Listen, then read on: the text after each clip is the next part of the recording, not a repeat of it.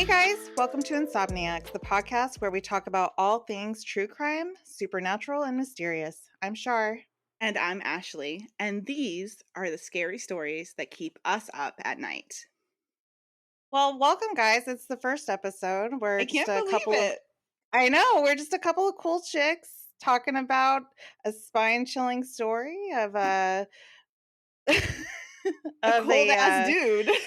a cold-ass murderer. So if you haven't caught on yet, we're going to be talking about the Iceman, Richard Kuklinski. I feel like when you're sitting down for a nice murder documentary at the end of your day to relax, As one does, that's how I relax. So and and you're flipping through Netflix or whatever streaming service that you use, and you don't really see a whole lot of documentaries on this particular person. So I thought it was important. We both thought it was important to talk about Richard Kuklinski and his life story, because it's really scary when you look into it and you look into the documentaries and find out more about him and his life. It's really terrifying. yeah, absolutely. And I think what made us decide to do him first is we actually had both learned about him in our undergrad psych classes, did projects or papers on him. And I don't know about you, but I probably researched him as probably in the 2010, 2011, 2012 era. And I really haven't stopped. He's been in the back of my head since then. Yeah, he's been living there rent free. Sometimes I think about some of the shit that he said that he did, and I'm just like, that's fucking scary to be alive in that time when he was most active in his dealings. It's terrifying to think about. But yeah, he comes across my mind. I'm like, no, get out. No, that's not today's vibe. Okay, it's not today's vibe. But with a lot of these serial killers or murderers, you look back kind of like at their childhood, and most of them that you're looking into, they have a really bad upbringing anyway, and you kind of see that a lot. Yeah, and you definitely see that with Richard. He is definitely a case of, is this nature, is this nurture? And for him, I really feel like it's a combination of the two. I don't really think, I think he just had the genetics part from his parents and that background with the way he was raised, and he really didn't receive much, if any, love at Yeah. all. And I think that sort of just created, a perfect storm and really helped to mold him into the monster he became. Starting from the Start from the beginning. beginning, Yeah. babe. Let's go back. Let's go way back to Baby Yes. Richard. Okay. Baby Richard. So Baby Richard was born in 1935. So his parents really also weren't super loving. He wasn't exactly born into a warm, fuzzy, loving household, to say the least. Like the Brady Bunch. So his mother, I don't really think ever learned or knew how to express love in a healthy way. She was raised in a Catholic orphanage. She had a really horrific upbringing, a lot of abuse. The nuns abused her horrifically. She was actually sexually assaulted by a priest at the age of 10. Jesus. So when she was still a baby, horrifying. So because of that, because of the fact that she's raised in this really toxic, very, very, strict kind of religious upbringing, obviously there's that sense of shame regarding anything that has to do with sexuality.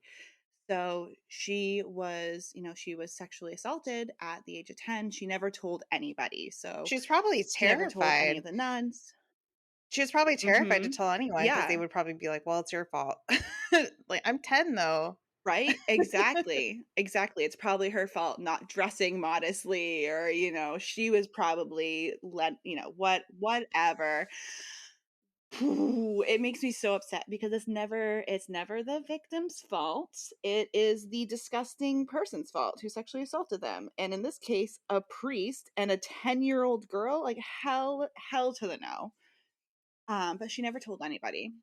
She eventually obviously aged out of the orphanage, and she was going to join a convent because, no other life skills to speak of. But she ended up meeting a man at a church-sponsored dance. Wow. Yeah, and they really, they really hit it off. They really got, their boogie on or whatever it What is a they real did. stud. Um, right? Exactly. And she decided not to join the convent and she married him instead. And at first you're like, "Oh, cute, happily Aw. ever My way after." out of this fucked up place that's abusing me and raping me. Except it was yeah, no, except it was literally out of one horrific situation Shit. straight into another Yeah. one. So her new husband is a raging alcoholic, horrifically abusive, will abuse her for the slightest of infractions. But his go-to one was that he found out she wasn't a virgin on their wedding night. Wow. So yeah, and she never told him that the reason she wasn't a virgin is because she was sexually assaulted. So he just accused her of being Just promiscuous being and being loose a and whore. yeah, that's terrible. Yeah, exactly. And so that was one of his go-to insults. When Richard was born, he already had an older brother who was a few years older than him. And his father was, abusive to the both of them. Of course. Um, as these kids were born, of course, they're bringing more financial strain onto the family. Pair that with his father's alcoholism and all of the spare money going to alcohol. And they were very poor. They were a very poor family. Yeah, I bet. And his father, of course, instead of, you know, looking inward and realizing like, "Hey, maybe I shouldn't spend all my money on booze and maybe I should spend it on things like food and clothing." He was like, "No, it's the kid's fault and it's the It's wife's their fault." fault for existing. They're getting in the way of my alcoholism. God. Exactly. How dare they? He, is abusive to his wife, to Richard's mom, and he's very abusive to these two little boys, to the point where Richard will say like his earliest memories of his father of is are of his father hitting him. Like those are his earliest memories. When Richard was 5, his father actually beat his older brother to death. Oh, shit. That, like, Yeah, escalated real beat fast. him Yeah, beat him to death, and forced Richard's mother to lie about it. So Richard's mom ended up telling all the neighbors and, And the doctors and everyone police else, police, I'm sure, told everyone that he died because he fell down the fell down stairs. the stairs. Mhm. Oh my And god. isn't that always isn't that always the excuse abusers gave? "Oh, I walked," or victims when they're trying to, like, cover for their abusers. "Oh, I walked into a door, I hit my head on a cabinet, I fell down the stairs." Of course it's Florian fell Yeah. down the stairs. Of course it's, my son fell down the stairs and not his father actually hit him so hard in the head repeatedly that Right. you know, He he died. died. And I'm guessing she was just really scared of her husband, and that's why? Oh, of course. She was, of course, extremely scared. And, there's some grace that I think we have to give her that, she's in an impossible situation, Mhm. but she's also really not doing anything to try and she's not really trying to do anything to protect her children. Yeah. So in these cases where the father is beating them, she is not stepping in. She's not doing anything. Her favorite kind of thing to do was to kind of stand in the corner of the room and just pray for help.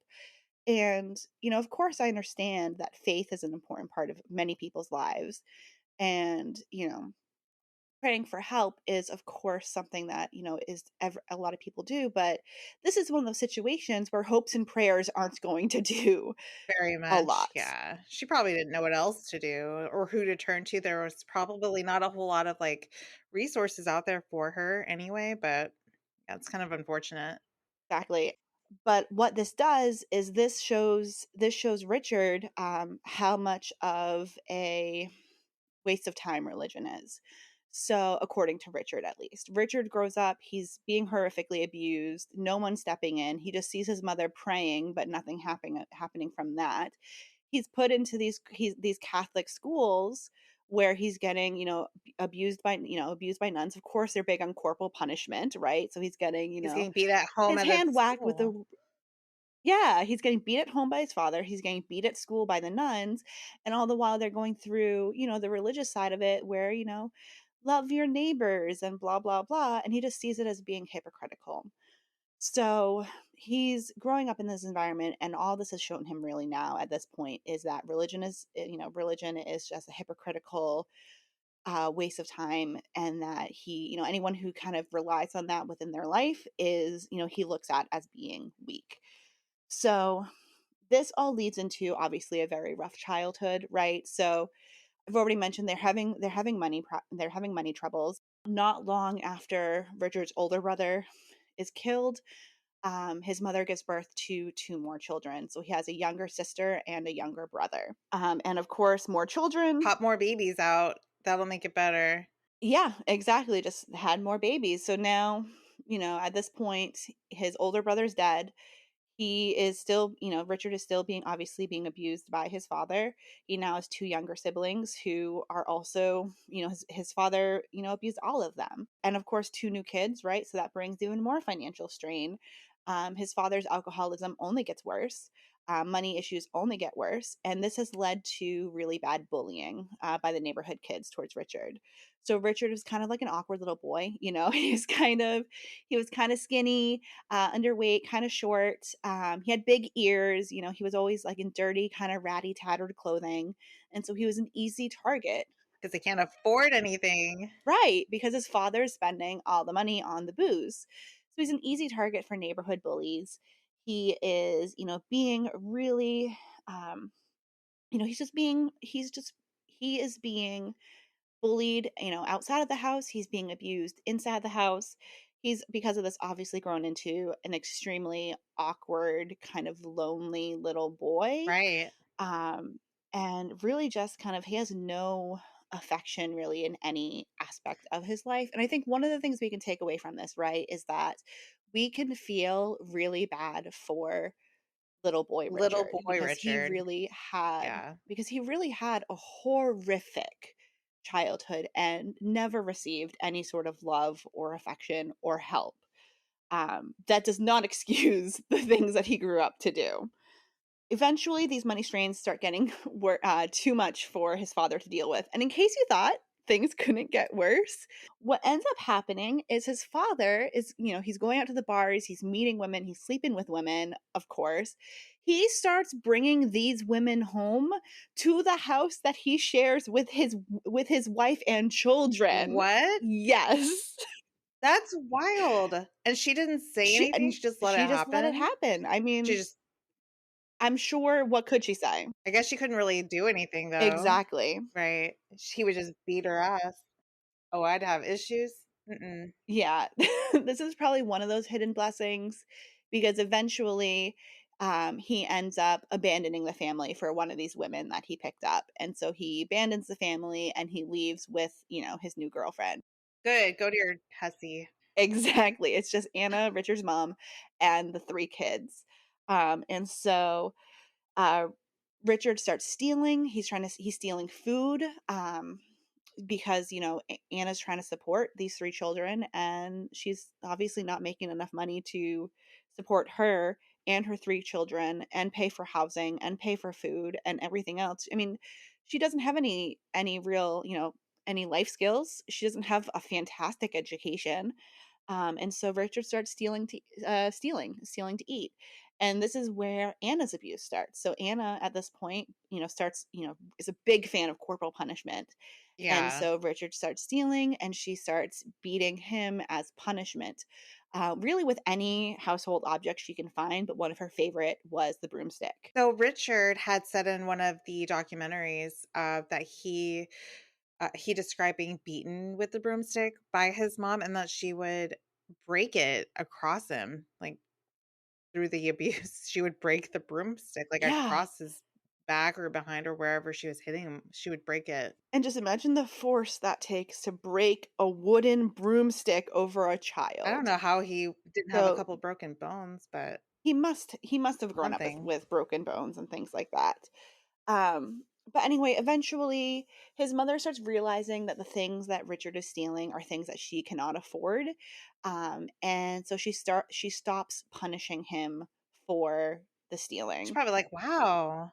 Yeah, right? Like, okay.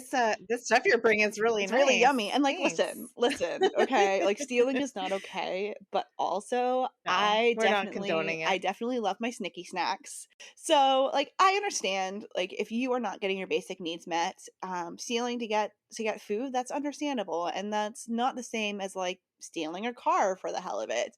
You know, stealing food To survive is is something yeah, that it felt like it was yeah, necessary, and that's what he did. yeah.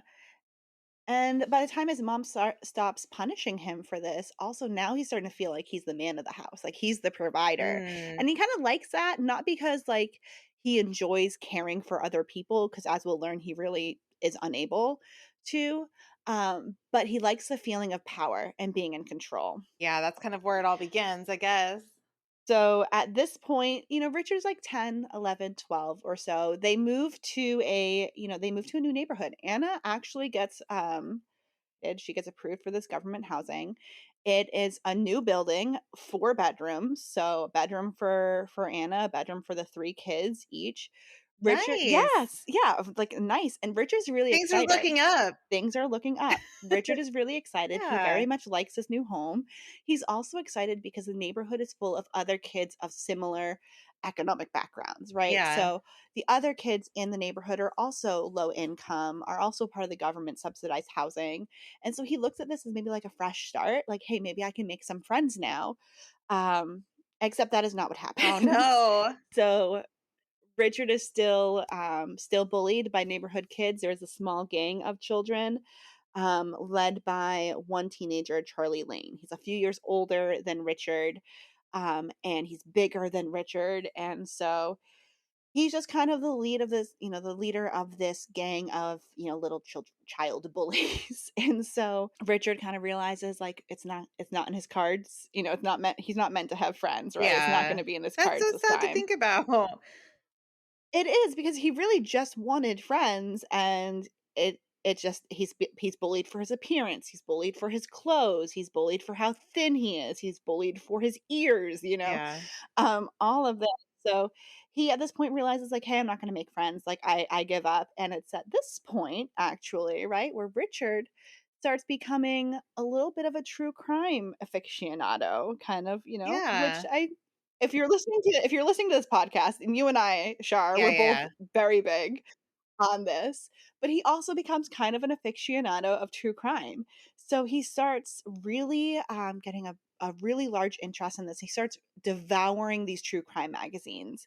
Like he cannot get enough of them. What do the magazines have in them? So I mean, it's just stories about crimes, about, the crime scenes, but what was really interesting to Richard is how the detectives solved these crimes. What evidence did they use? How were these perpetrators caught? And he's just devouring these. And if I think this is kind of a little bit of A little foreshadowing bit, yeah. for what's about to It's happen. what I think is really interesting about that and that he really got into that. When I was, getting my undergrad, I took a forensic anthropology class, and that shit is fascinating because they teach you about how to, like, find cadavers, where to bury them, to see if you find like, to see the disturbed soil, how bones are Man, cut. I wish I could have taken a Dude, class in it's that. That sounds Dude, it is cool. interesting as shit, and so I think that's, like that may have been the class that I did that research project on Kuklinski in the first place, just because of the different techniques that he Mhm. used and disposing of bodies, but yeah, it's fascinating. I can see where, he got kind of interested in a magazine that talks about all that shit. Right, so the true crime magazines, he's really loving these true crime Yeah. magazines, okay? And then he's kind of gotten to the point where he realizes, he's not gonna have any friends, so he kind of withdraws into himself. We're not gonna go into too much detail because it is really horrifying and it hurts my heart. But it's also kind of during this time that Richard maybe starts experimenting. I don't know if you want to call it experimenting, but he starts partaking in Animal animal abuse. abuse and animal cruelty with a lot of like neighborhood cats and Yeah, dogs and you see that, in a lot of these stories and a lot of the background of some of these, people who, murder, when they come up into abused, um, households, they do partake in animal abuse. You'll kind of see that. They don't really have a whole lot of care for animals, so they'll hurt them. And we won't go into detail, but it is kind of heartbreaking. He does go into detail in his documentaries and his interviews about Mhm. that, but I Mhm. mean, so it's kind of sad to Yeah, some of those stories. and I a lot of the information I got is from this really, really good book, on Richard Kuklinski's life, and I'll make sure I link it in the show notes, because it's nice, it kinda goes chronologically through his life, it's easy to Mm. kinda follow, you get a lot of detail, but one of the things that it had said was that, like, his this animal cruelty and these things that he was doing, it became so prolific that he, like, cleared out his neighborhood of these stray That's animals. so sad to And so think it wasn't just about. like yeah, I know. So it wasn't just like Mm, 1 or 2, all of it was them. repeated. And it really reading about the things that he did really, really made me hug my cats Yeah, tighter. hug I your was like, pets, "Come here, baby." hold your pets close, but he didn't really have a whole lot of feeling because he wasn't ever shown love, but he didn't have a whole lot of feeling for people, let alone animals, so that kinda just moves him along Yeah. into his teens. Yeah, exactly. And so between the obsession with true crime magazines, between, the background of abuse, between and the bullying and the animal abuse, you've kind of now created this perfect storm, and we are now officially at Richard's first murder. Ooh. Um, I'll give you 3 guesses how old Richard was when he killed his first person. He was 25. Absolutely not. Oh. He was 13 years old. What the 13, fuck? 1, 3. When I was 13, I was in my room listening to, like, NSYNC and thinking about boys. This guy's, like, plotting murders and shit? Yep. Yeah, yeah. When I was 13, like, I was, yeah, listening to boy bands. I don't even think I was ready for boys yet. I wasn't even like, I was more like, "Ooh, Lance is Oh, cute."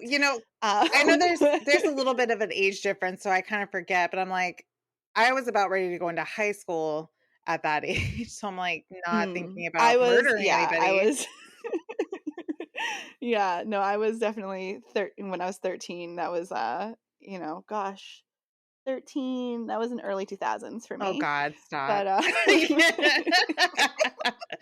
Anyway.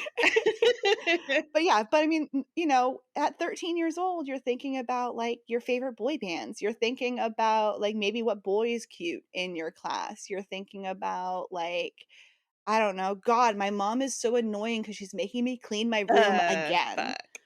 Not this guy, Um, though, at 13, Richard was plotting the death of his childhood bully, Charlie. as one does. So, mhm, exactly. So, this is around 1948. The bullying has gotten worse. He's decided, like, nope, I'm done with this. And I guess I should correct and say he wasn't necessarily plotting the death of Charlie, but he was plotting his revenge. Plotting to get So, even, motherfucker. yes, exactly. He finds like this wooden dowel at home, right? And I kind of picture it as sort of, the book talks about him hiding it in his sleeve. So I'm kind of picturing like maybe like, an inch or a couple inches, maybe an inch or two thick, and maybe, I don't know, 2 or 3 feet long, right? But the book describes it as him easily hiding it in his jacket sleeve. So he finds this at home and then he goes out into the neighborhood and he goes to an area where he knows that Charlie is known to kind of frequent, and he kind of just, like, lies in wait. I'm over here Googling what a dowel is. A dowel? Think of, like, a Don't skinny know.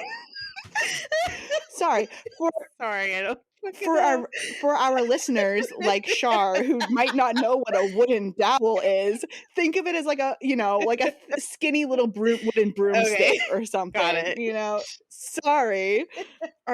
We're Did you good. Google it? Did you have Yes, to Google I'm image fine. search? You're good Yeah. now?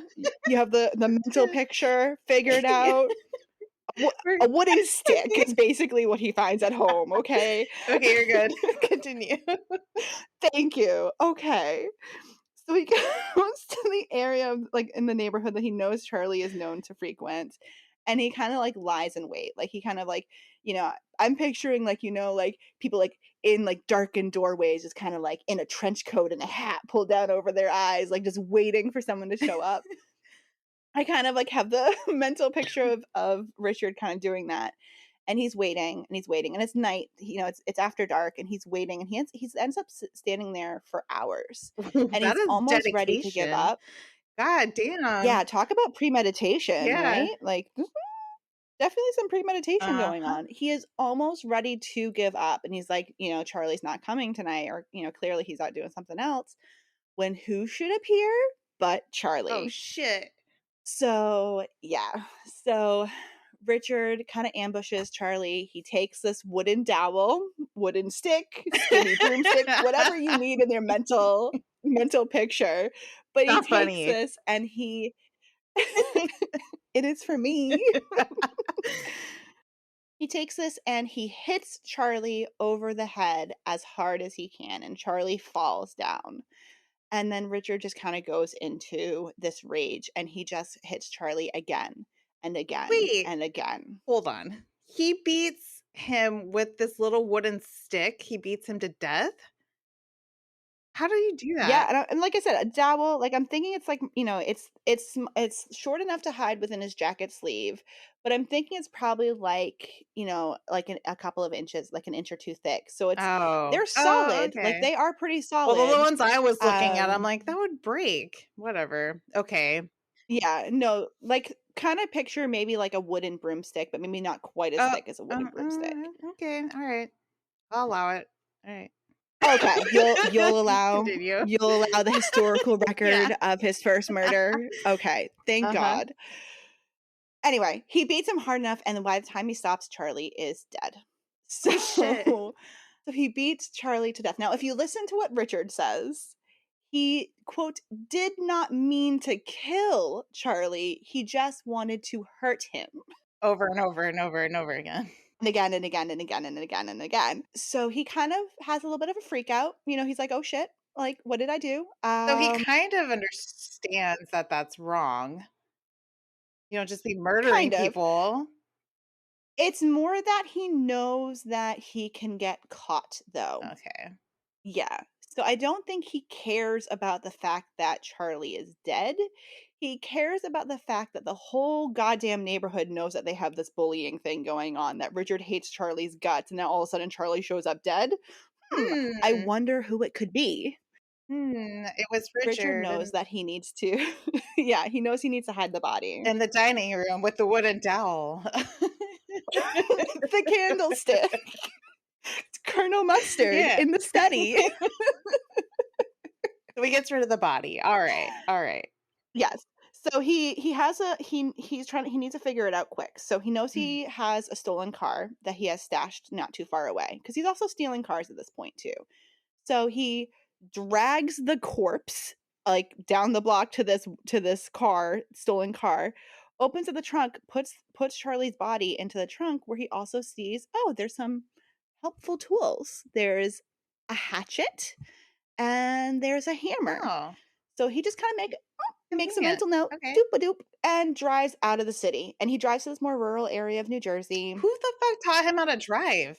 He's 13. He just kind of, I guess just trial I'm and sure error. it's a He's been stealing stick cars for a shift. little bit.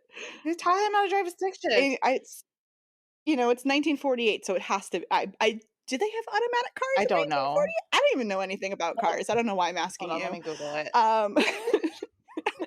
Give it a goog, please. Did they have automatic transmissions in 1948? This is completely not important to the story.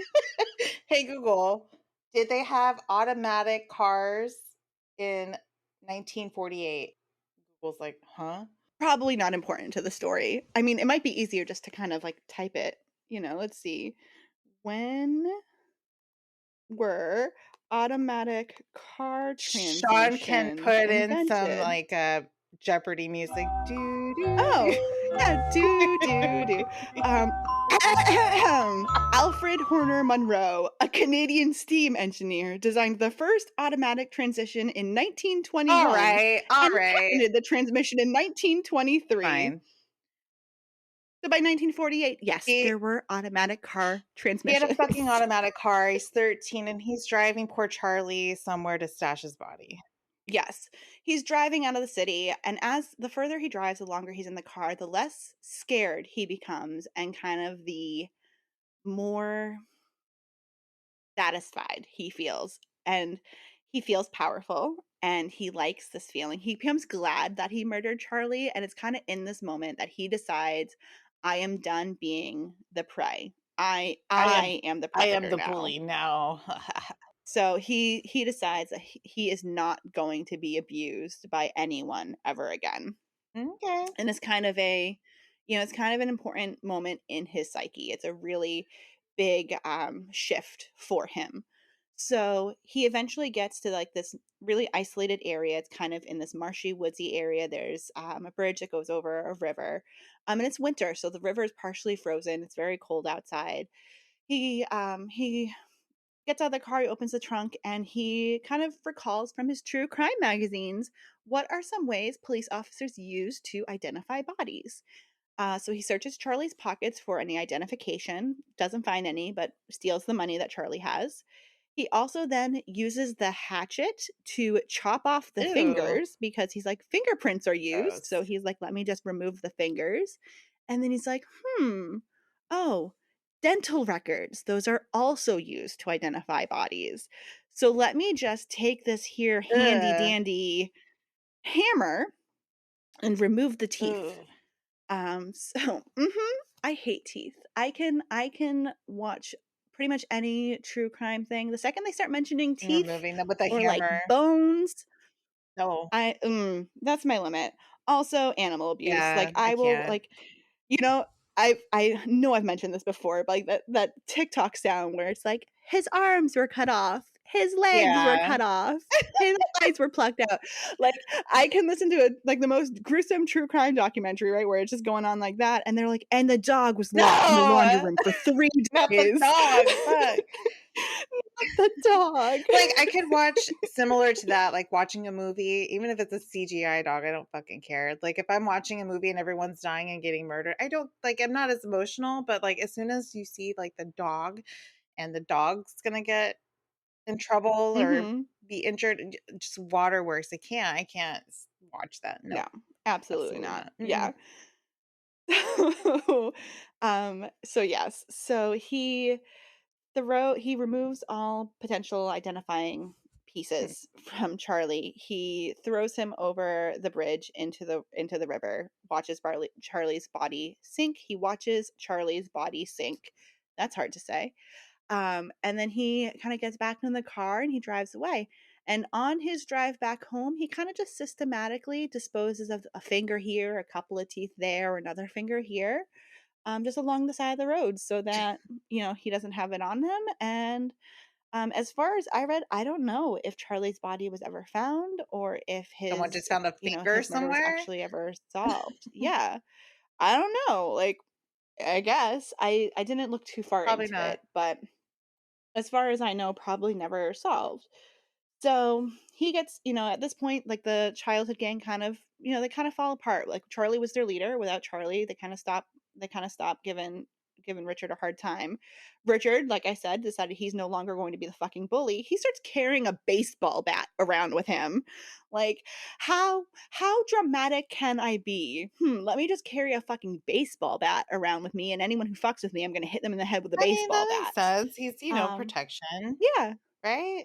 But, eventually he realizes like, this baseball bat pretty conspicuous. Like not the most Well, inconspicuous what about weapon. the dowel? So Hello? Like, where did he use that? Whatever, it's fine. so he decides to go for something a little bit more inconspicuous than a baseball bat or a wooden dowel. Okay. And he buys his first knife. Okay. This is legit. So at this point, yeah, a knife is easier to hide than both a wooden dowel and a Baseball bat. baseball bat. So that's what it's called. So he has this knife, and he now has started reinventing himself. So he starts also hanging out at bars. He becomes really, for some reason, really obsessed with the game, like shooting pool. Yeah. So he starts hanging out at bars that have Billiards pool tables. He starts hanging out at billiards. He starts hanging out at pool halls, and he starts realizing he can make money when playing he's this game, 13? right? So he's starting to make yeah, so he starts kind of making some money playing this game.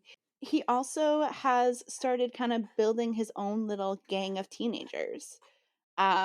So it's him and 4 other boys all around the same age. They create their own little gang called, and this is so dumb, the Coming Up Roses Gang. Ooh, that's puts a fear into anybody who speaks Ooh, it. spooky.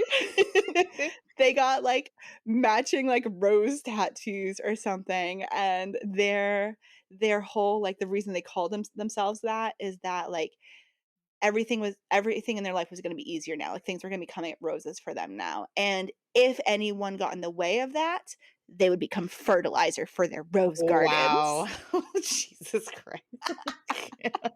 So dumb, so dumb. Yeah, buddy, It's don't and mess they're with all my gang. teenagers, like, they're 13, 14, 15 years That's old, right?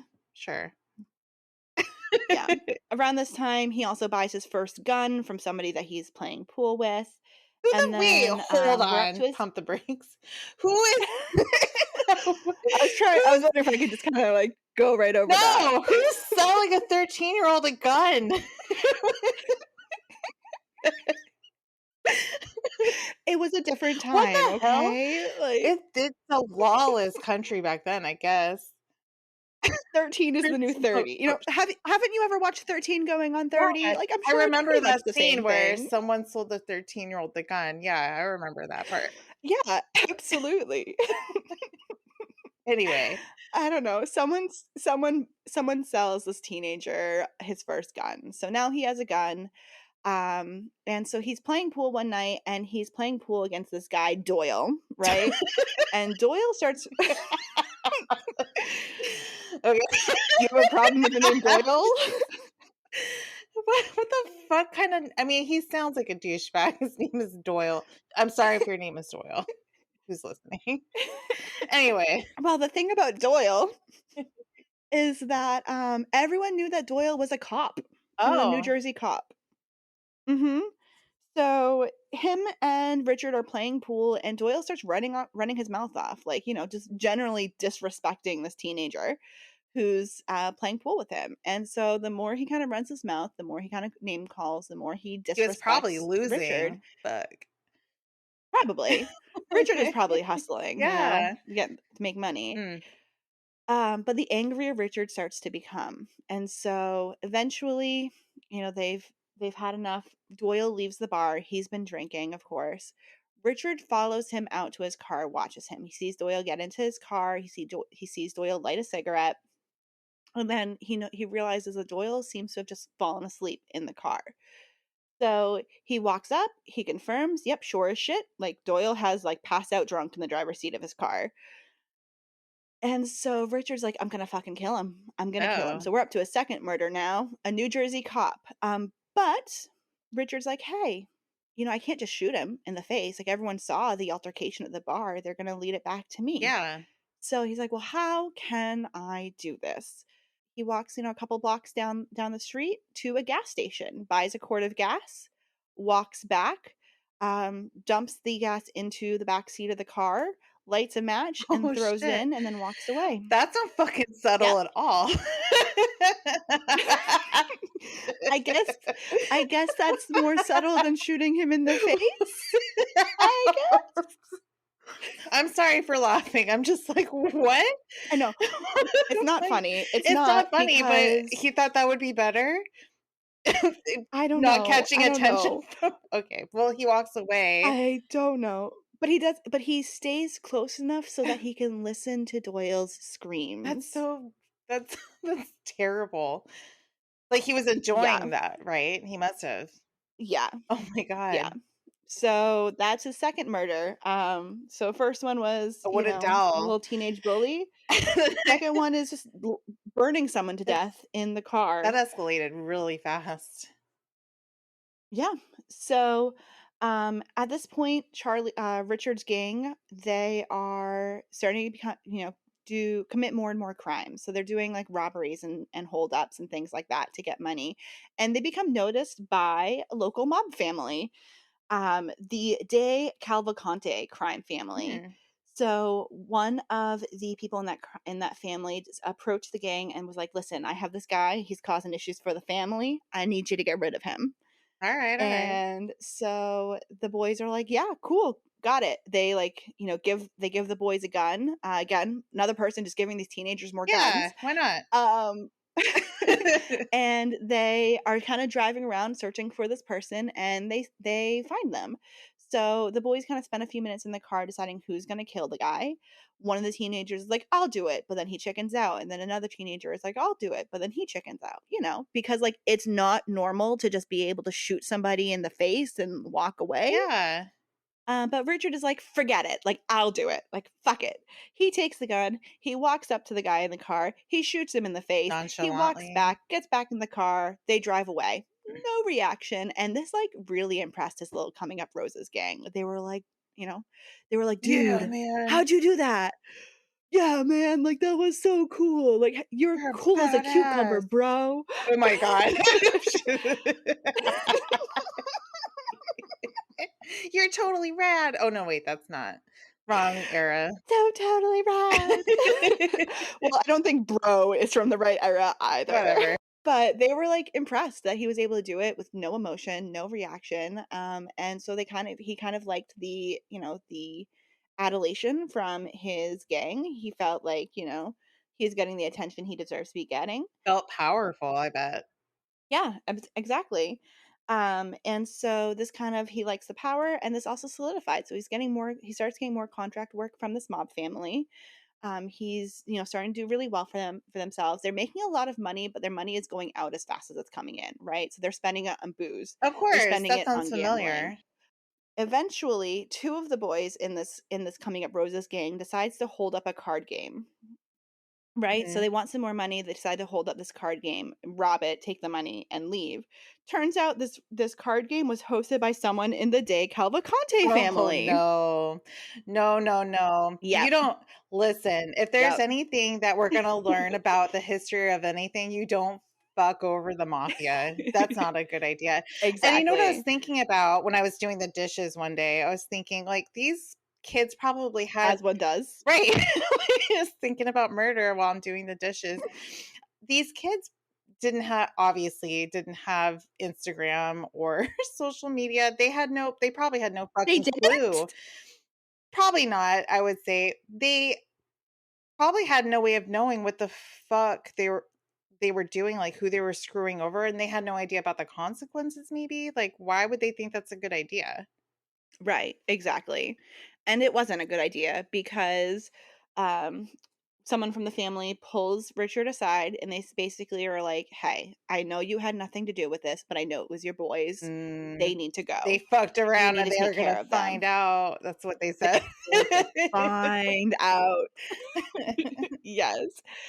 And Richard tries to kind of plead for the boys. He's like, "Listen, like, what if I make them leave town? They'll never come back. I'll get you your money back. They'll leave. You'll never have to hear from them, see them again." And the family is basically like, "No, they need to go." So Richard just like, "All right, fine." He goes, finds the first boy in the street, shoots him, leaves him in the street dead. He does the same thing with the second boy, shoots him, leaves him in the street dead, so that the mob family can find their bodies and see that it was done. And since no one was willing to speak out against the mob family, there were, quote, "no witnesses to these murders," and they were never solved. Well, I mean, they didn't have any kind of DNA testing or anything back then, so they're just kinda like, "Well." And this solidifies Richard as a contract killer that the mob can trust and depend on Mhm. because he kind of just did the job, no issues, no arguments, no problems. Um, and they kind of put that in the back of the mind, like, we have more people that need to be killed. Like, Richard's our go-to guy. So he starts getting, this obviously breaks up the Coming Up Roses gang, right? Like, Yeah. Well, I Richard mean, when you kills kill two of the half of them, boys. but The other two boys were like, I think I'm good. I think I'm just gonna go do my own "Okay, thing. bye." See you later. Bye." Um, but this does, Richard does end up starting to do more jobs for the mob family. Now, these jobs are kind of few and far between. There's a lot of mob politics. People die, they're killed, they're arrested, they're in jail. So in between these contracts from different mob families, he's also kind of working these menial jobs that he hates. And so he's getting more and more of a serious drinking problem. He's also getting a really serious gambling problem. And he's supplementing his income in between the mob jobs with his menial jobs. He's also stealing to get more money as well. So he's kind of in this like period of time where he's struggling financially. He's an alcoholic. He has a gambling He's just addiction. hustling, man. Yeah, and so he starts making trips by ferry into Manhattan at night. And this is where he starts perfecting his craft, so to speak. So one night he comes across a homeless man who is begging for money, and Richard turns him down. And the man kind of gets a little bit more aggressive about it, like, come on, like, come on, man, like, I just need a little bit. And Richard turns around and um, pulls out a knife and stabs and kills this man. Jesus. Yep. Like, no patience So at this, all. no patience, none whatsoever. Again, this makes him feel powerful. It makes him feel important. So Richard starts making more and more trips into Manhattan, finding these people on the fringes of society, and murdering them. And he starts experimenting. So, like, which ways are messier? Which Yeah. ways are cleaner? So, he Um, had mentioned in one of his interviews in the one of the documentaries, mhm, about his life is he would pull out, as you were saying, like a knife, and he would just stab it into someone's skull to see if, one, they would die or how quickly. And he was just got into really like great detail about it. And when asked about it, mhm. they're like, "Well, did it work?" He's like, "Well, yeah." And like he did talk about how much he liked to experiment with the murders. And this is kind of where this started. Like, he started making these trips into Manhattan at night and killing different, especially a lot of the homeless population. Um, and what happens if I stab someone like through like the base of their skull into their brain, or like what if I do this or what I do that? Which ways are messier? Which ways are cleaner? Which ways are more efficient and the person dies faster? And so he really just starts doing this. And the police at during this time just kind of know that there's a lot of homeless people showing up dead, and they're like, meh, Oh well, looks like they're just killing each other. It's fine. we don't have to deal with it. Um, yeah, so the police aren't really doing much to try and solve these strings of murders because, it's these people on the fringes of society that, as much as it is horrible to say, they really didn't care too much about. It's not like, they were rich, white people who were being, Right, gunned because down that or would be stabbed. important. Right, exactly. It was just these people on the fringes of society, and they just were like, "Well, they're probably just killing each other. Let's go get another coffee. Right. Hey, new Dunkin' Donuts just opened up down the street. Let's Hey, go there." hey, I'm walking here. That's the only accent I can It's do. the only phrase of the Yeah. accent you can do. Yeah, They're that's like, "Hey, it. let's go get some more donuts. Let's get some coffee. Come on." It's not funny, So, Ashley. he's kind of you're right. This is serious. My bad. So he's using this, he's perfecting his craft, he's experimenting, seeing different ways to kill people. And by the 1950s, he's back into doing some more independent contract work for the De Cavalcante family. And he's also been noticed by other mob families. So he's kind of as like a go-to contract killer for different New Jersey and New York Well, mob ain't that families at this fucking point. great? Yeah. And he kind of works as a quote independent contractor. I don't know what kind of 1099 he has to file for taxes year round as a contract killer. I think I saw that somewhere in my tax forms. I think I might have overlooked that, but I'm sure it's there. Mm. So he kind of works as an independent contractor. So he's not connected to any one mob family. So he's able to kind of easily go from one family to the next. And he just does more and more work. His reputation is kind of building up as someone who can be trusted within the mafia families. And so he's kind of making a name for himself. Good for him. During this, like I said, yeah, like we all love a self-made man, Yeah. right? Really pulled himself up by the bootstraps. Well, he had I know you had mentioned previously, when we were Mhm. talking about this before, that he had an uncle that he kind of not I don't know if he idolized his uncle, but he idolized his uncle's lifestyle. Yeah, so there was exactly one adult in his life that he actually kind of looked up to, and that was his mother's brother or his uncle. And he didn't really he said that his uncle was the one adult who treated him well. Who didn't So beat the that of shit course out of plays a him. role in it. Right. Yeah. But I think the biggest part was that, his uncle had money. His uncle was well off. They lived in a big house. It was always clean. They always had food. And so I think, that was kind of the beginning of like, he's grown up poor. He's been bullied because he's poor. He kind of sees that other people are able to live differently and he starts coveting that lifestyle. Like he wants to have that money. So, that played a role in him stealing cars. Like he liked to steal cars because he liked to feel like he could afford a car. And he was like, I'm gonna have a fancy car one day. And, he's like, I want to live well. So, he's getting these jobs, for these contract killings, and he's getting money from that, but his money's going out as fast as it's coming in. Yeah, alcoholism and gambling. The alcoholism and the gambling has only gotten worse. So he's still working these menial jobs that he hates. He's still making these trips back to Manhattan to, murder these people as a way to kind of work off his frustrations. Um, but he's kind of I hate to say it, he's kind of smart about it. He always uses different weapons. He uses different caliber guns. He uses knives. He uses different knives, He's never using the same weapon He twice. mentioned that he kind of always carried like at least two guns and a knife on him when he was going out for his hits. Yeah. So he never really used the same weapon twice, and so the police, A, don't care as much about these murders because they're, fringes of society, but also on the kind of surface, some are being shot by this type of gun, some are being shot by that type of gun, some are being stabbed in the torso, some are being stabbed, in the back of the head, some are being, killed this way or that way, and so there's nothing really just from a quick glance that looks like it might tie these people together except for the population that they're from. So as much as I hate to say it, like he was kind of smart about it in that way, and that's kind of where things start for him. And so we are pretty much at the point he's 24, 25 years old. He's really frustrated about where his life has been. He's drinking, he's gambling.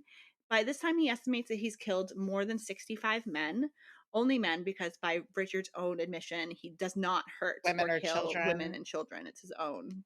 Yeah, he quote just doesn't have it in him, is what he's quoted as saying. What a gentleman. I know, just Prince Charming, right? Yeah, my hero.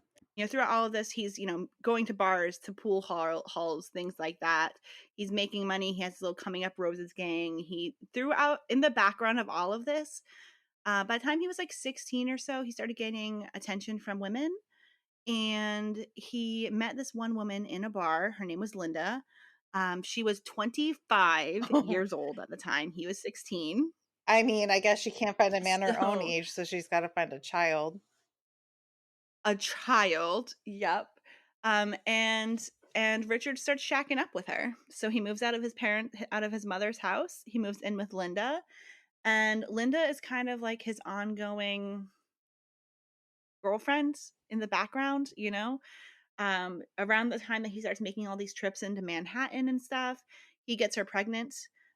He wants her to have an abortion. She doesn't. He doesn't have any affection towards Linda. I think it's really important to say that he does not have any It's just like a affection towards her. relationship of convenience, I guess.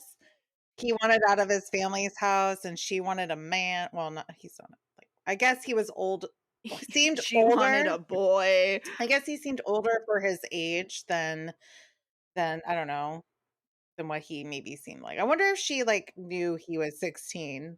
I don't know. They didn't really go into too much detail, but she was just kind of someone that he could have sex with. Mhm. That was pretty much all that he looked at her as. She was a possession to him, someone that, he, it she belonged to him, but he did not have any affection to Mm. him towards her.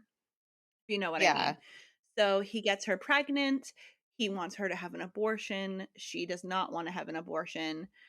She has he marries her for the sake of the child, like at a courthouse or whatnot. Because God forbid if the child is born out of wedlock. Exactly. Exactly. So he marries her for the sake of the child, but he's not there. He's not present in the hospital during the birth. He's not there to bring them home from the Well, hospital no, he's out in afterwards. Manhattan murdering people. He's busy. Exactly. Exactly. And then, he eventually, a couple of years later, he also had, she gets pregnant again with a second child. Same thing. Possession, doesn't care, not a lot of love there. Just kind of like, you belong to me. But same thing, not there during the birth, not there to bring them home, hardly ever at home. He doesn't really have any relationship with these two children. And so he's making more and more trips in Manhattan. He's perfecting his murder craft. He's, has serious alcohol problems, serious gambling problems. So he's having these really terrible money issues.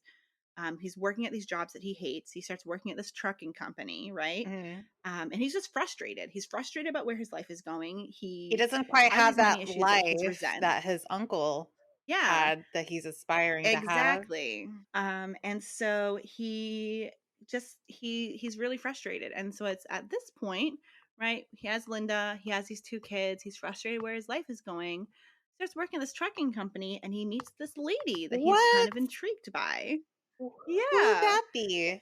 What's your name, girl? I Her name is Barbara Pedrici? Barbara. Pedrici? Something like that. Something like that, but he meets Barbara. So something happened in the middle of his marriage with Linda, and it wasn't going very well, and they end up getting divorced. So from what is understood, they had gotten divorced, and then a I few have some tea about this. this is where we are going to end for part 1, but don't you worry. You are not going to have to wait to hear the rest of this tea. We are posting part 2 right now.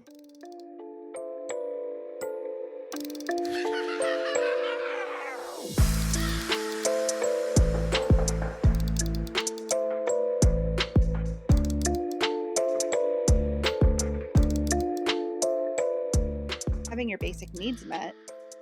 I have a train coming. Chugga, chugga, chugga, chugga, choo, choo, choo.